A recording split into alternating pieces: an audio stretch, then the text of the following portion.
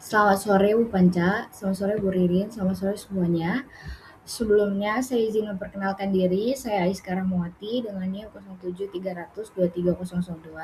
Saya ingin mempresentasikan hasil tugas saya ventilasi tambang, yaitu kecelakaan tambang.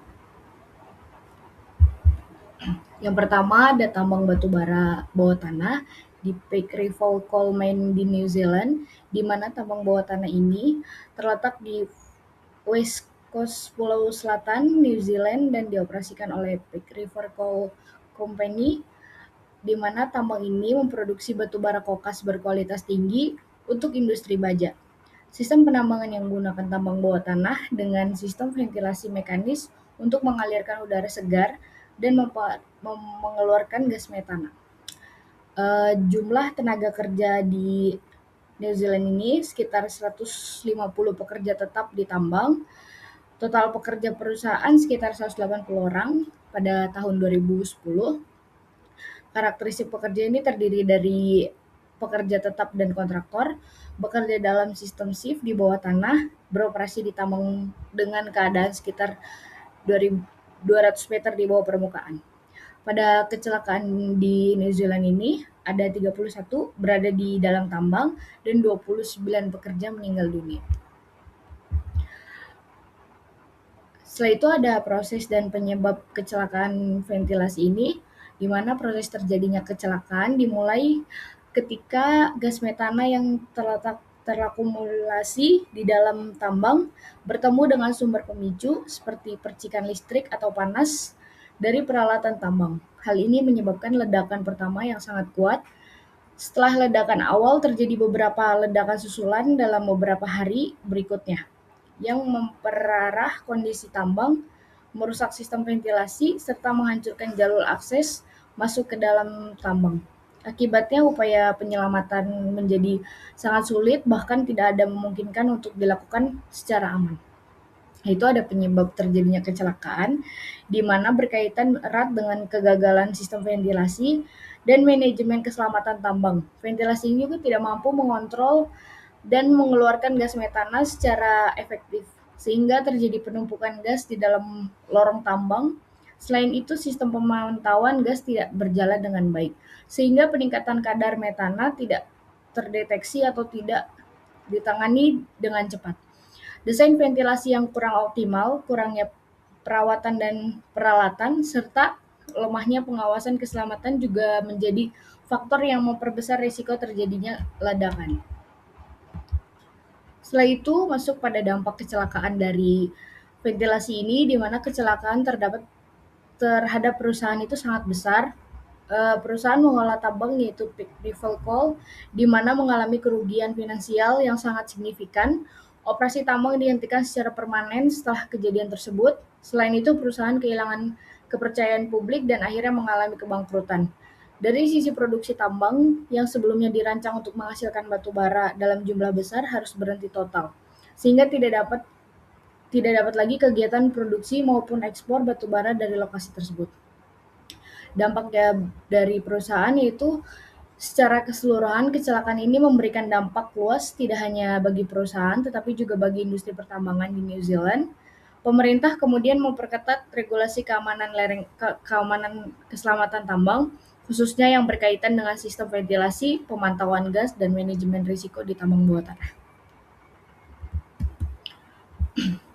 Setelah itu yang kedua ada tambang batu bara bawah tanah Mitsui di Fukuoka, Jepang, di mana kecelakaan di tambang Mitsui terjadi pada tanggal 9 November tahun 1963 di salah satu tambang batu bara terbesar di Jepang yang terletak di prefektur Fukuoka. Peristiwa ini merupakan salah satu kecelakaan tambang yang mematikan dalam sejarah Jepang dan berkaitan erat dengan kondisi ventilasi tambang yang tidak memadai.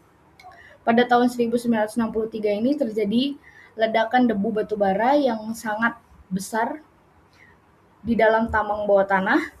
Ledakan ini terjadi karena debu batu bara yang terakumulasi di lorong tambang dan tersulut oleh percikan api. Ventilasi juga tidak mampu mengalirkan debu dan gas sehingga terjadi ledakan besar yang diikuti penyebaran gas beracun karbon monoksida ke seluruh lorong tambang.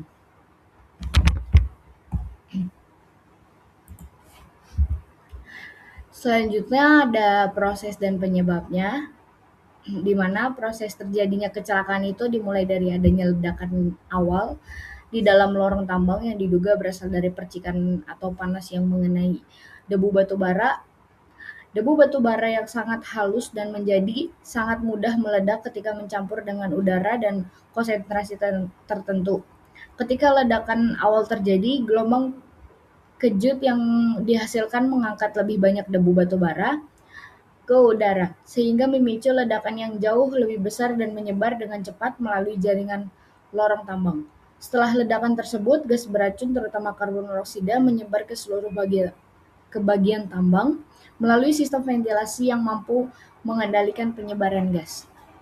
Di mana penyebab utama dari kecelakaan ini adalah buruknya sistem ventilasi tambang yang tidak mampu mengontrol dan mengeluarkan debu batu bara serta gas berbahaya secara efektif. Ventilasi yang tidak optimal menyebabkan debu batu bara menumpuk di lorong-lorong tambang. Selain itu, sistem pengendalian debu seperti penyiraman atau pembersihan tidak dilakukan secara memadai. Ketika ledakan terjadi, ventilasi justru mempercepat penyebaran gas karbon monoksida ke area lain, sehingga memperbesar dampak kecelakaan. Faktor yang turut berperan adalah kurangnya sistem keselamatan dan pengawasan yang memadai terhadap ventilasi tambang.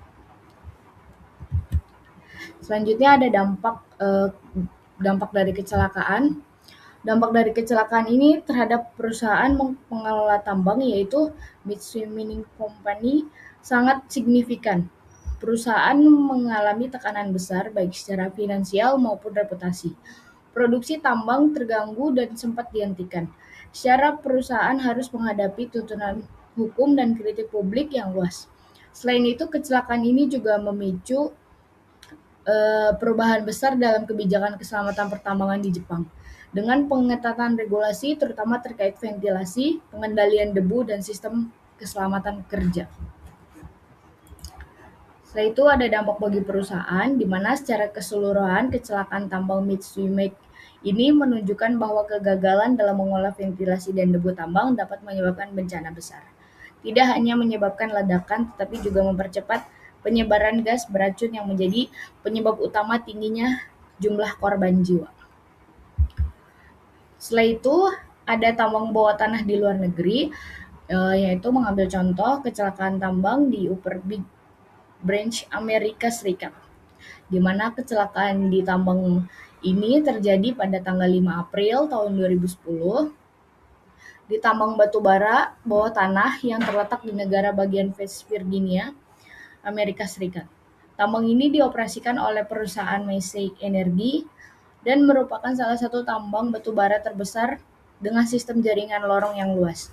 Kecelakaan ini terjadi salah satu strategi pertambangan terbesar di Amerika Serikat dalam beberapa dekade terakhir dan memiliki kaitan erat dengan kegagalan sistem ventilasi.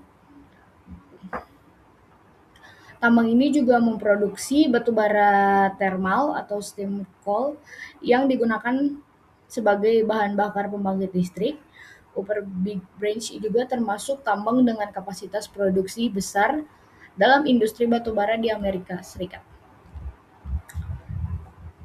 Setelah itu masuk pada pekerja tambang yang ada di Upper Big Branch Amerika Serikat, yaitu sekitar 200-300 pekerja yang terlibat dalam operasi tambang.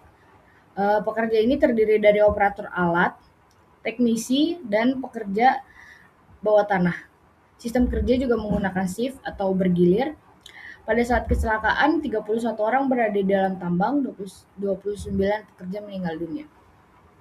Proses terjadinya kecelakaan ini juga dimulai dari adanya akumulasi gas metana yang di lorong tambang yang tidak terkontrol dengan baik. Dalam kondisi normal, gas metana harus dikeluarkan melalui sistem ventilasi agar tidak mencapai konsentrasi berbahaya. Namun pada saat itu ventilasi tidak mampu mengalirkan gas secara efektif Selain itu, debu batu bara yang menumpuk di dalam tambang turut memperparah kondisi ketika gas metana yang berakumulasi tersebut terkena sumber pemicu seperti percikan api atau panas dari peralatan. Terjadi ledakan awal, ledakan ini kemudian memicu ledakan debu batu bara. Ledakan ini juga kemudian menyebar dengan cepat ke seluruh lorong tambang sehingga memperbesar skala kerusakan. Next ada penyebab dan akibatnya, di mana penyebab kecelakaan ini terutama adalah kegagalan sistem ventilasi dan mengontrol gas metana dan debu batu bara. Ventilasi yang tidak optimal menyebabkan gas metana terakumulasi dalam jumlah berbahaya. Selain itu, pengendalian debu batu bara tidak dilakukan dengan baik, sehingga debu mudah terangkat ikut meledak. Faktor yang memperburuk kondisi adalah lemahnya penerapan sistem keselamatan, termasuk kurangnya pemantauan gas, pelanggaran prosedur keselamatan, serta kurangnya penawaran terhadap sistem ventilasi dan peralatan tambang. Akibat dari kecelakaan ini yaitu sebanyak 29 pekerja tambang meninggal dunia. Sebagian besar korban meninggal akibat ledakan dan paparan gas beracun yang menyebar setelah kejadian. Kecelakaan ini juga menyebabkan kerusakan besar pada infrastruktur sehingga menyulitkan proses evakuasi penyelamatan. Dampak dari kecelakaan ini juga dampak dari perusahaan itu sangat buruk. Perusahaan mengalami kerugian besar yang signifikan dikarenakan denda dalam jumlah besar yang sedang menghadapi tuntunan hukum dan tekanan publik. Operasi tambang dihentikan dan produksi batu bara dari tambang tersebut dihentikan total. Selain itu, reputasi perusahaan juga rusak serius dan memicu perubahan dalam regulasi keselamatan tambang di Amerika Serikat, khususnya dalam hal ventilasi dan debu tambang. Setelah itu, masuk pada tambang bawah tanah di Indonesia, mengambil contoh yaitu dari PT Aneka Tambang, di mana tambang emas pongkor atau underground mining merupakan salah satu tambang emas bawah tanah yang terletak di Kecamatan Nanggung, Kabupaten Bogor, Jawa Barat. Tambang ini dikelola oleh PT Antam Tbk yang menjadi salah satu aset penting dalam memproduksi emas di Indonesia. Sistem penambangan yang digunakan adalah tambang bawah tanah dengan metode seperti cut and fill dan stopping yang memanfaatkan terowongan untuk mencapai badan biji. Dalam operasinya, tambang ini menghasilkan emas dan perak sebagai produksi utama dengan jumlah produksi yang bervariasi setiap tahunnya, tergantung kondisi cadangan dan operasional. Kegiatan tambang ini melibatkan ratusan hingga ribuan pekerja dan terdiri dari tenaga teknis, operator, serta pekerja tambang bawah tanah yang bekerja langsung di lorong. Dari sisi produksi, tambang ini menghasilkan emas dan komoditas utama serta perak sebagai produk sampingan. Biji emas yang diperoleh dari bawah tanah ini diolah di fasilitasi pengolah untuk memisahkan logam berharga dari induknya. Produksi emas dari pongkor tergolong dari signifikan dalam skala nasional. Meskipun jumlah yang dapat berubah per tahunnya tergantung pada kondisi cadangan, teknologi penambangan, dan efisiensi operasional. Tambang ini telah beroperasi cukup lama sehingga produksi cenderung mengalami penurunan sehingga berkurangnya cadangan yang mudah ditambang. Setelah itu masuk pada penyebab, di mana penyebab utama kecelakaan tersebut adalah tidak ketersediaannya sistem ventilasi tambang yang layak. Hal ini mempengaruhi oleh adanya alat deteksi gas serta rendahnya pemahaman pekerja terhadap bahaya gas beracun di tambang bawah tanah. Kondisi lubang yang sempit dan minim akses keluar juga memperburuk situasi ketika terjadi keadaan darurat. Karena proses evakuasi menjadi sangat sulit, sebagian besar kecelakaan ini terjadi di tambang ilegal yang tidak mengikuti standar keselamatan kerja pertambangan sehingga risiko yang dihadapi pekerja semakin tinggi. Kecelakaan yang terjadi di kawasan Pongkor telah menimbulkan korban jiwa yang dalam beberapa kejadian, terutama pada aktivitas penambangan ilegal, sehingga korban meninggal dunia. Terdapat pula penambang yang mengalami pingsan atau keracunan gas akibat kekurangan oksigen. Dampak dari kecelakaan ini tidak hanya dirasakan oleh para pekerja dan keluarga korban, tetapi juga mempengaruhi pihak perusahaan secara tidak langsung. PT Antam sebagai pengelola tambang resmi seringkali harus meningkatkan pengawasan wilayah dan melakukan penertiban terhadap aktivitas tambang ilegal di sekitar area konsesi. Hal ini dapat menambah beban operasional serta mempengaruhi kelancaran kegiatan produksi, terutama jika terjadi penutupan sementara area tertentu untuk alasan keselamatan dan keamanan. Dari sudut pandang ventilasi tambang, kasus yang terjadi di Pongkor ini menunjukkan bahwa ventilasi merupakan aspek yang sangat krusial dan dalam kegiatan tambang bawah tanah. Tanpa ventilasi yang baik, udara tidak dapat masuk ke dalam lorong. Sementara gas berbahaya terus terakumulasi. Kondisi ini menjadikan bahwa ruang bawah tanah sangat berbahaya dan dapat menyebabkan kecelakaan fatal dalam waktu singkat. Oleh karena itu, sistem ventilasi yang sangat dirancang dengan baik serta pengawasan yang ketat terhadap kualitas udara di tambang menjadi faktor utama dalam menjamin keselamatan pekerja dan keberlanjutan operasional tambang bawah tanah. Berikut kesimpulannya, di mana dari berbagai kecelakaan tambang bawah tanah akibat ventilasi termasuk yang terjadi di tambang emas Pongkor underground ini menunjukkan bahwa ventilasi merupakan faktor yang paling krusial dalam menjamin keselamatan kerja di lingkungan tambang bawah tanah.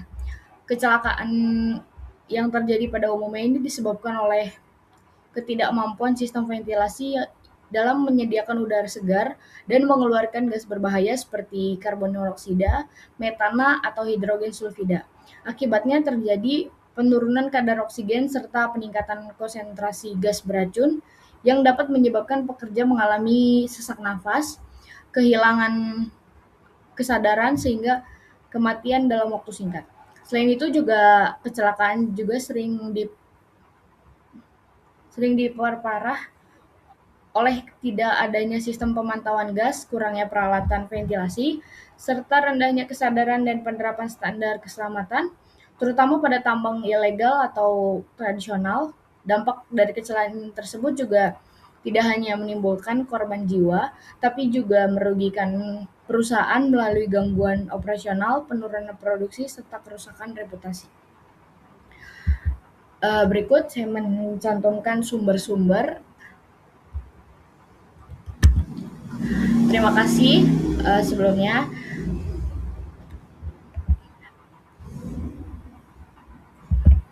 Mohon maaf bila ada salah kata. Wabillahi taufiq wal hidayah. Wassalamualaikum warahmatullahi wabarakatuh.